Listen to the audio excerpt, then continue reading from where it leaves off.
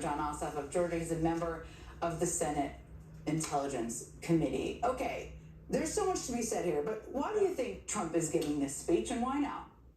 So before we get to this matter of the president potentially declaring sitting senators illegitimate, just take a step back. That matter, yes, and, go ahead. And look at the situation. You've got the American public broadly furious with the president for war and tariffs and healthcare cuts that are making everything more expensive.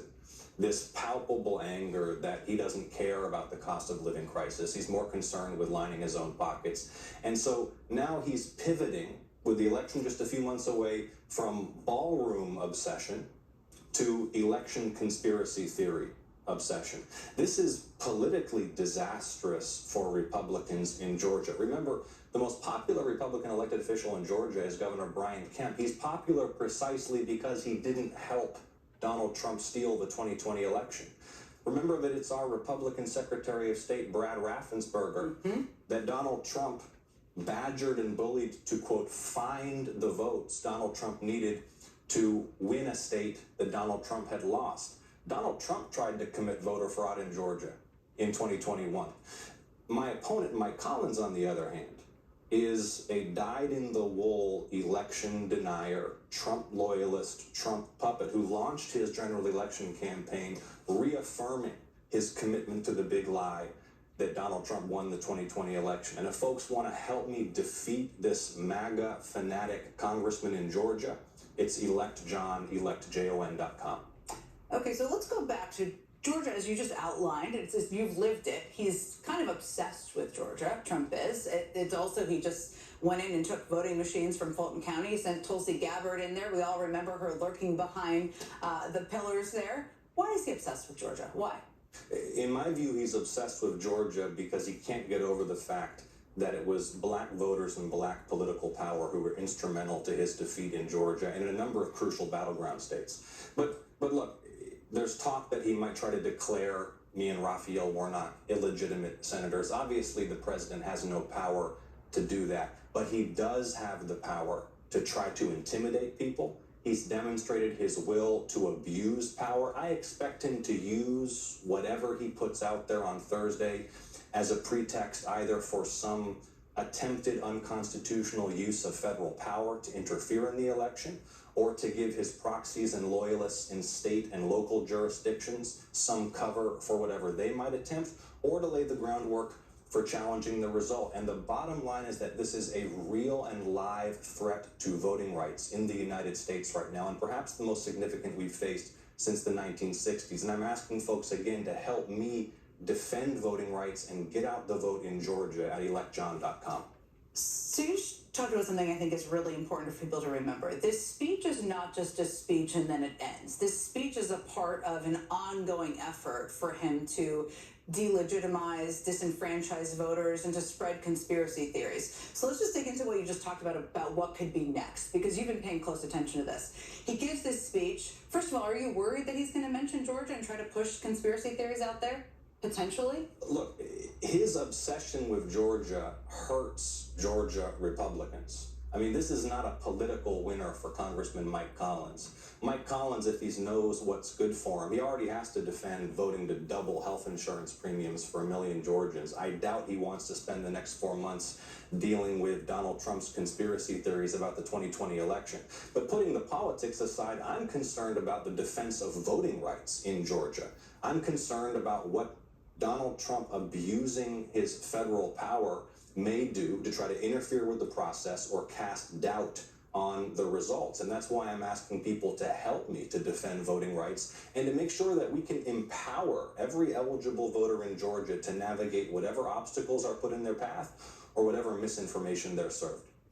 So where does it go after Thursday? Because this is important for people to understand. This is just part of could be, we don't know what's in the speech exactly, but everything we've seen from reporting could be laying the predicate here to do further investigations, to seize more ballots. Where do you think it goes? I think that he is trying to create some pretext for an abuse of federal power, trying to create cover for state and local allies to get up to no good in those jurisdictions, and try to lay the groundwork for some kind of potential challenge to the results. That's what I think his goal is. But I think they're divided within the White House and the administration on this. And here's what I would say. If you're working in the Trump administration right now, if you're, say, CIA Director John Ratcliffe, and you see what's about to happen, that they're going to selectively declassify some nonsense to try to lay the foundation for some kind of mischief, this is the last chance to jump ship and speak out, because you will be forever tainted by your association with these kinds of shenanigans. You talked about, I just played a clip at the beginning of the show. This is the glamour of the Senate, where you're asked by reporters questions in a parking lot. I think that must have been in a parking lot. But you talked about having conversations with your Republican colleagues who think, and I don't want to put, you basically said that Trump has lost it around this particular topic. Tell us more about it. I know you're not going to name names, you're welcome to, about those conversations. What do Republicans tell you privately about this particular topic, this conspiracy theory pushing? Let me say, it's not even new that in private conversations, a huge number of my Republican colleagues have contempt for the president. They view him as somebody who's adverse to their own interests. They know that he's torpedoing GOP chances in these midterm elections. But I don't think they're going to do anything about it. We should not hold out hope for a sudden outbreak of courage and integrity among elected Republicans in Washington. He still has the GOP in his grip, and in particular, his most dedicated loyalists like Congressman Mike Collins, my opponent, who is a known and notorious bigot and anti-Semite, who is only a congressman because his daddy was a congressman, who Brian Kemp worked so hard to try to deny the Republican nomination because he's so extreme, because he's so unpalatable, and because as Donald Trump spirals into conspiracy land, Congressman Mike Collins is going to follow him right along. You sit on the Senate Intelligence Committee. You're going to have the opportunity to question Jay Clayton in a hearing tomorrow. That feels quite awkward for Jay Clayton, given this speech on Thursday. Not our problem.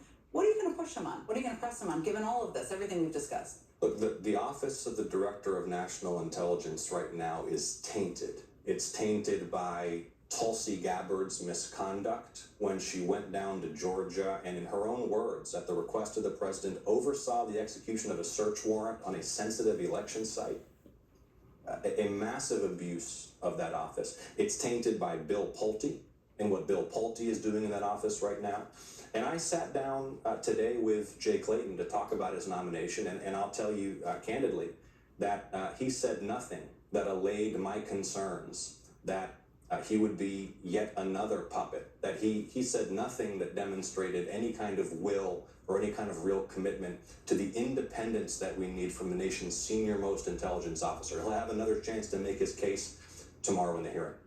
Did you ask him about this potential of releasing all of this, declassifying all of this information in advance of Thursday? You can rest assured that tomorrow I and a number of Democrats on the Intelligence Committee will be pressing him on related issues. Senator Jon Ossoff, thank you as always. Thanks for being here. Okay, my next guest has been speaking to very